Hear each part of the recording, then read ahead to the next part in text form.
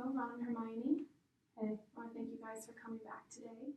So, I know in our intake last week, you guys had talked about there's been a lot more frequent arguing. That's kind of discomforting to you guys. Can you guys explain kind of how that's been going for you? How you're experiencing these arguments and what kind of happens?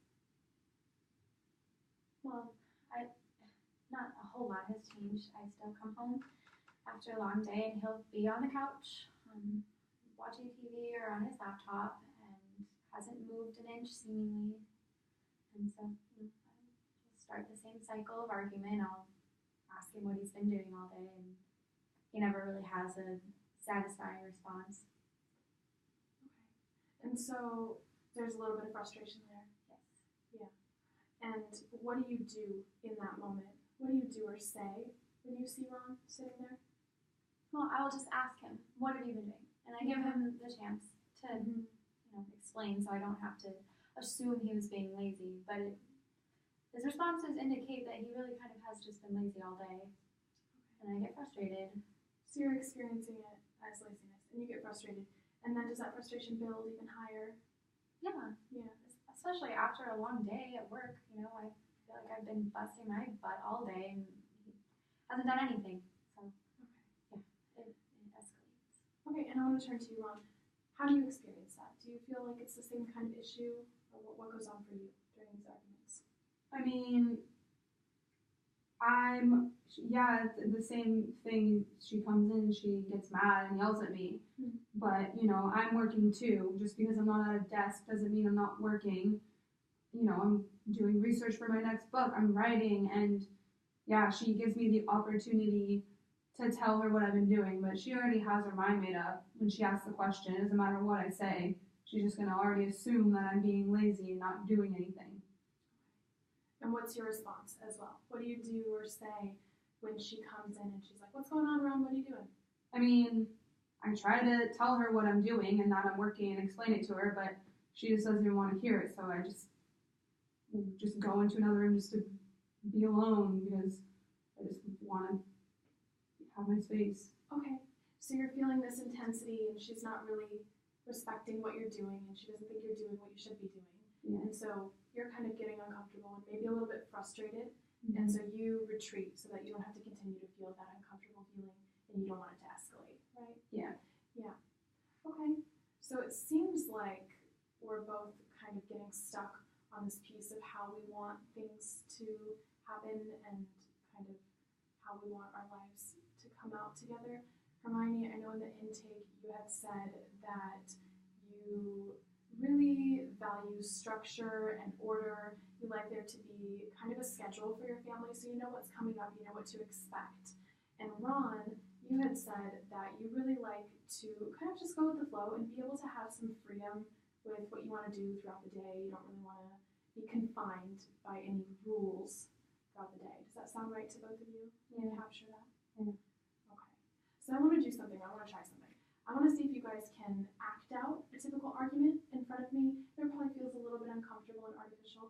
I want you guys, if you're comfortable doing it, I just want to see where you guys are getting stuck and see kind of where we can go from there. How does that feel to you guys? Mm-hmm. Okay, go ahead. Okay, so I come home.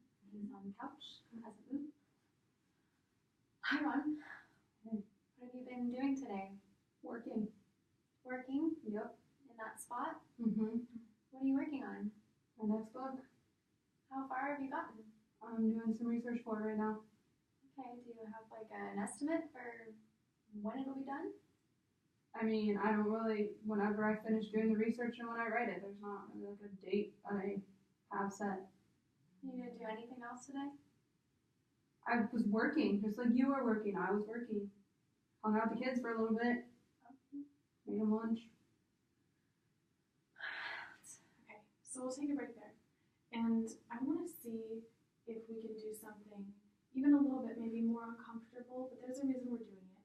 So I want to see if, Hermione, you can be even more questioning and maybe even a little bit louder. I know in the intake we had talked about how Ron expressed that it can get kind of loud on your end. That may or may not be true.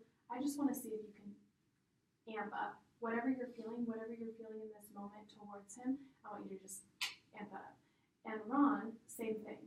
If you're feeling defensive or like you want to withdraw, I mean, obviously I don't want you to leave the room, but give her less and try to be even more defiant of what she wants. You guys think you could do that? Okay, go ahead. Ronald, what have you been doing all day? Working. Working on what? My next book. In that spot on the couch? Mm-hmm. Your clothes are filthy. You've been wearing that shirt for 3 days, Ronald. Okay. Did you go anywhere? I was here working all day. Did you interact with our children at all? Yep. Okay, so I'm going to pause you guys there. You did a good job at amping it up and kind of exaggerating your feelings. How did that feel for you? You seemed kind of flustered. Yeah, that was really uncomfortable. Yeah, it can be, yeah. I don't normally act that way, Mm-hmm. despite what he'll tell you. I don't get that loud. I don't get that accusative. But that just felt really awful. Like he was giving me nothing. Mm-hmm. That's somewhere we don't want to be, right? No. We don't want to get to that place, definitely. And what about you, Ron? How did you experience that? I don't know. I mean, it was tough not like responding to her, but at the same time, like I didn't want to have her keep yelling at me. Yeah. So yeah, I mean, it was uncomfortable having her like be yelling. Sure. So I can see that you feel that. Yeah. Mm-hmm. It is uncomfortable, and it is an exaggeration. So we know that. So, Hermione, I want to know, were there any emotions for you that were coming into play while you were doing that? Emotions other than anger. Well, anger's fine. If that's the emotion you're feeling, yeah. I felt really angry. Sure. And where did you feel that? Was there a place in your body? Sometimes we feel anger in our chest. Sometimes our hands tighten up, our jaw maybe. I felt like a heaviness in my stomach, and my face got really hot, and I clenched my jaw. Yeah, I felt it in my face for sure. I felt the heaviness too. Mm-hmm. Right. And what about you? Were you feeling anything at the time? I mean, yeah, I was also getting angry, but you know, I wasn't supposed to like really fight back, so it just, yeah, it was hard because I was angry. That could be hard. Yeah. Not being able to retaliate right when you feel upset. So we're both feeling angry, right? And so I want to talk to you guys about something that we know about emotions, and there's something called primary emotions. And that is kind of our first response that kind of gets hidden by our secondary emotion. Usually that is a softer emotion that we kind of would normally react if we had control over that kind of thing. Softer in the sense that it's fear or embarrassment or sadness. A lot of the times that's what's fueling our anger, and anger is the way that we're reacting to our first emotion. So a lot of the times when people are hurt by their partner or they are sad or worried that something's going to happen between the two of them, they'll respond with anger depending on how they've been taught or what their life patterns are, right? So I want to see if either of you can dig underneath and see if there's a different emotion, maybe a softer emotion that you might be feeling underneath the anger. What do you think?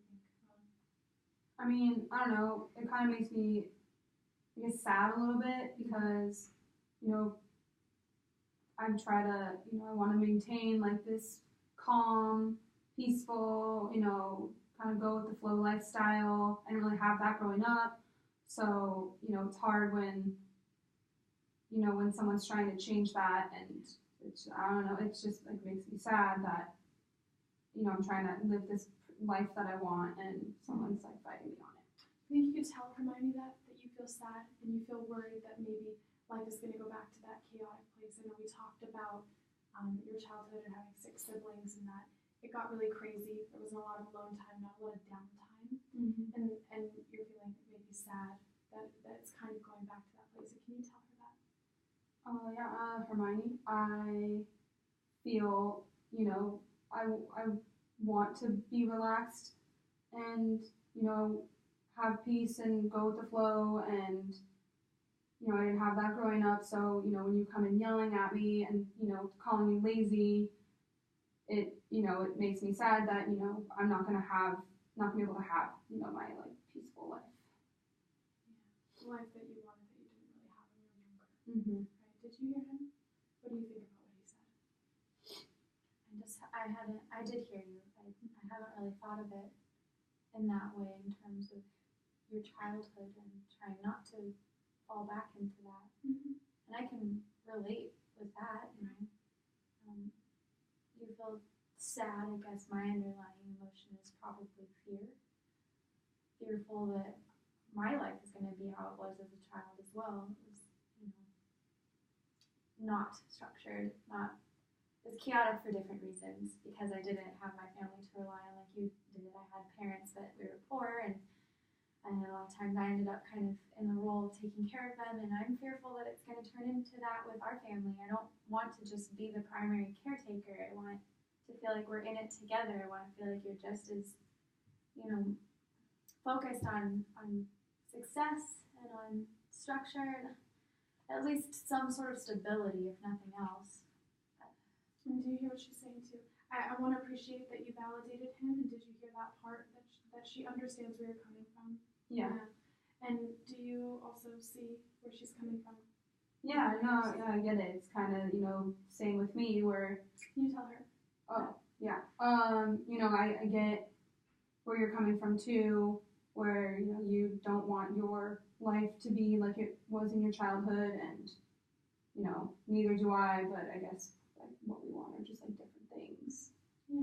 And it's okay to have different wants, right? Mm-hmm. You guys are understanding what's going on for the two of you.